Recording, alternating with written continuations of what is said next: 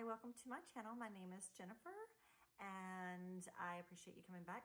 Tonight I'm going to talk about the source of supply for a narcissist that is tertiary sources. And I have done other videos where I was just giving some examples of what the different sources of supply were. And so tonight, that is what I will be discussing a little bit. And so if you've been here before, welcome back. If this is your first time, welcome. Please subscribe to my channel. Please like the videos. It does help my channel grow.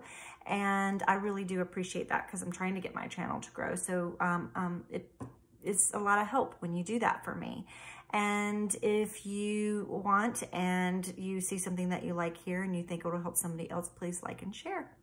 So tonight we are going to discuss the tertiary source. And this is a supply that, so when I talk about narcissistic supply, if you haven't seen the other videos, it is what a narcissist needs. It is something that fills them up. It's like fuel to a vehicle that charges them and gives them power and it soothes them in a sense, and it allows them to feel in control of their life.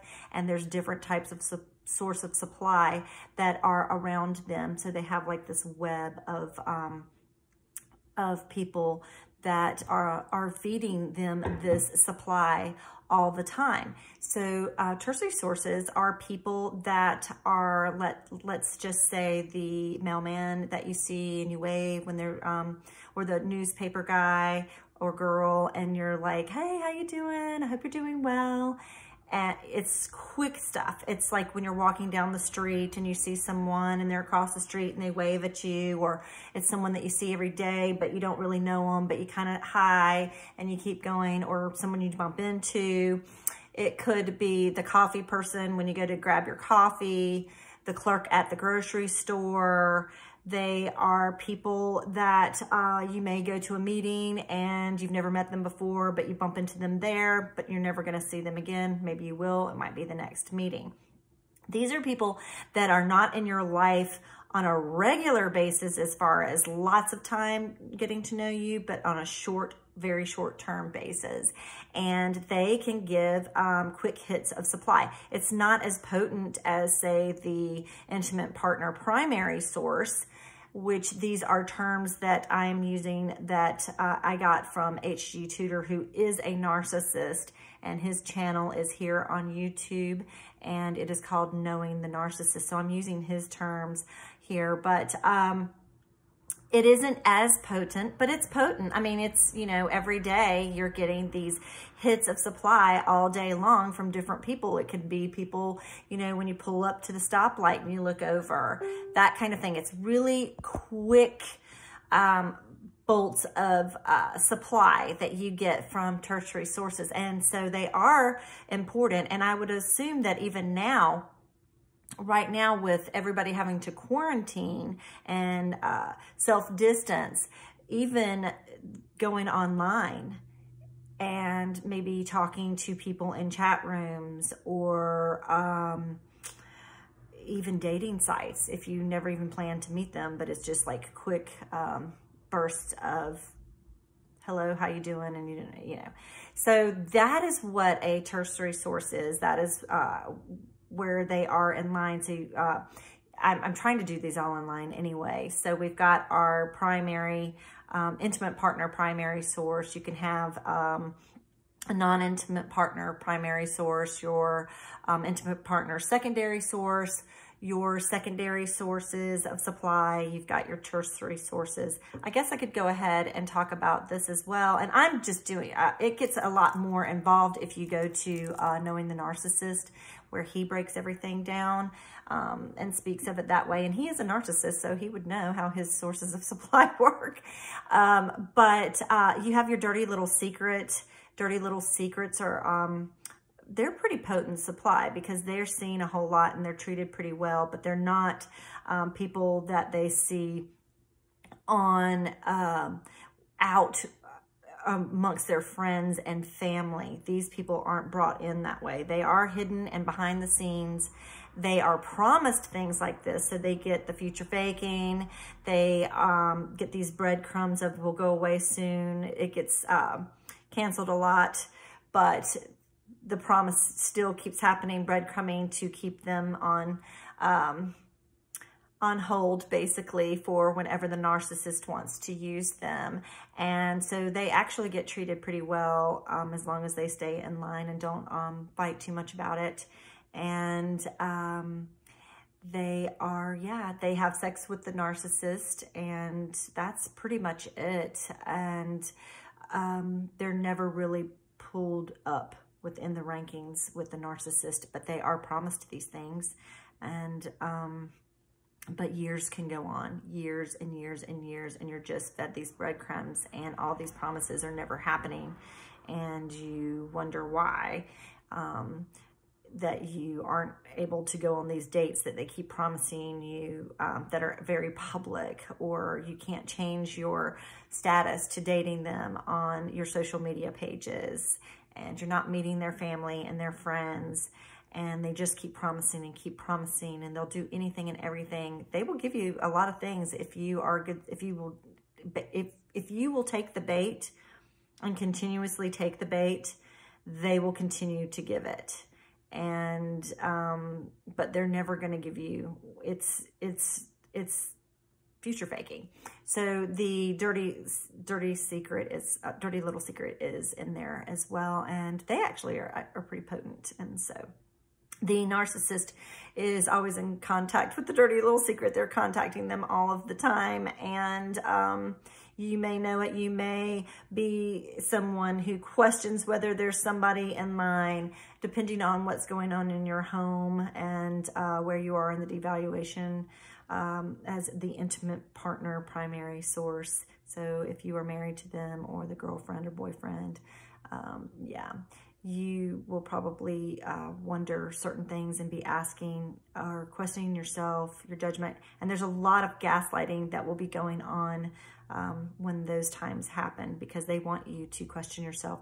And they will even enlist the flying monkeys, because they've been working on them for a while. They have a scenario that they need the flying monkeys to believe as well, and that storyline. And they set you up to fall into it. It's the craziest thing how it works, but it does. And then the flying monkeys will question you even, and if you're trying to get support, it leaves you isolated with no support is what it does, and that's what they're hoping for. And that's when you will start to deteriorate mentally. I mean, you have nowhere to go. You have no one to talk to. Nobody believes you. And sometimes that's even the same with when you go to therapy. And it's really difficult to explain what's happening to you because of the seriousness of the manipulative tactics that are happening. And these people know what they're doing. Now, not everybody is a narcissist. You may just be with someone who has high narcissistic traits. But someone who has narcissistic personality disorder or anti-personality disorder, these people are very, very, very conniving, and they get away with a lot. And people allow them to get away with it. We allow them to get away with it. We get upset when we see other people allowing them to get away with it, but we've allowed it as well. And it's because we've needed something from them. We're afraid of them. There are so many reasons why this happens, but I know that we can get upset with the people who are allowing or turning a blind eye, especially when you are needing support. That is what a tertiary source is. And then, of course, because I had some time here, I went ahead and talked about the dirty little secret. There's many people at play for narcissistic supply for the narcissist. They need the supply. They need to feel special. It is an addiction to feeling special. And they need that to feel power and in control at all times. And so it's a daily thing. Every single day they seek out these hits of supply. And if you are in a relationship with someone who has very high narcissistic traits or is a narcissistic personality disordered person, I promise you, you are not the only one. They have other people that they are talking to inappropriately, and they will gaslight you. I know, listen, if you are with someone and let's just say, I remember having this conversation. I'm not going to say who this was, but it was actually a family member one time, a really important family member. And she was telling me how her partner had been having lunch, I think, with someone, and it made her really uncomfortable. And this particular person was keen on her partner, and it wasn't a secret that this person was, and she was very flirtatious. And so this person said to their partner, look, you know, that's inappropriate. I understand that you may not be wanting anything, because he kept saying, you know, look, it's not anything. I promise you, I'm not wanting anything with this person. She said, I understand, and I trust you. I don't trust her. And so it's not healthy for our relationship. She wants more than, and she is trying to manipulate you, and it makes me uncomfortable. Well, this particular man listened to his partner and said, you know, it's not worth having problems in our relationship, and I will quit doing that. It is inappropriate if this makes you uncomfortable, because I have no intentions of doing any of that. And they did, and that's healthy. A narcissistic person would make excuses.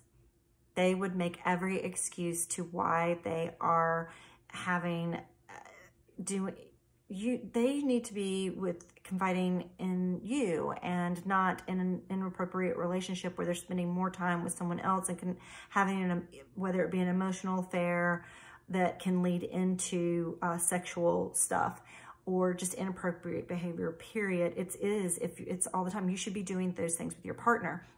And so if you're with a highly narcissistic person or a narcissistic personality disordered person, and you go to them and you're like, you know, who is this person, and why is this going on? And I had no idea that it was until blah, blah, blah, whatever.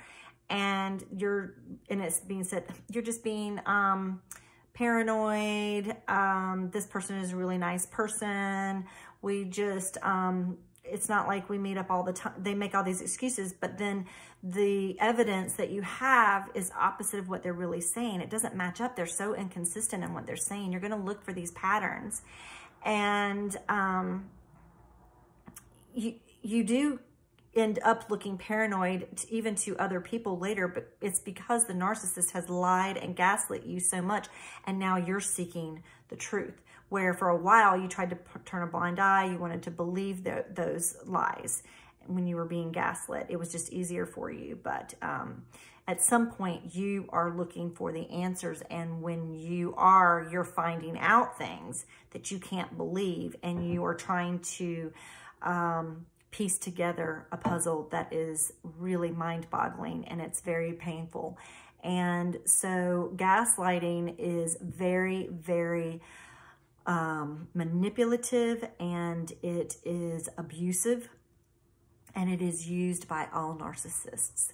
So if you feel like this has happened to you, you may have been in a relationship with a narcissistic person, or may be in a relationship with a narcissistic person. And if you are if you are in a domestic violence situation, I would highly recommend that you get out of that situation and find you a safe place to go. Call 911, do whatever you have to do to be safe for you and for your family. That someone out there is going to believe you. There are people that have been through this, and that is why it's important for us to speak up and have a voice and bring awareness, so that we can end narcissistic abuse, or at least stop it as much as we possibly can. Until next time, I'll see you. Bye-bye. Stay safe.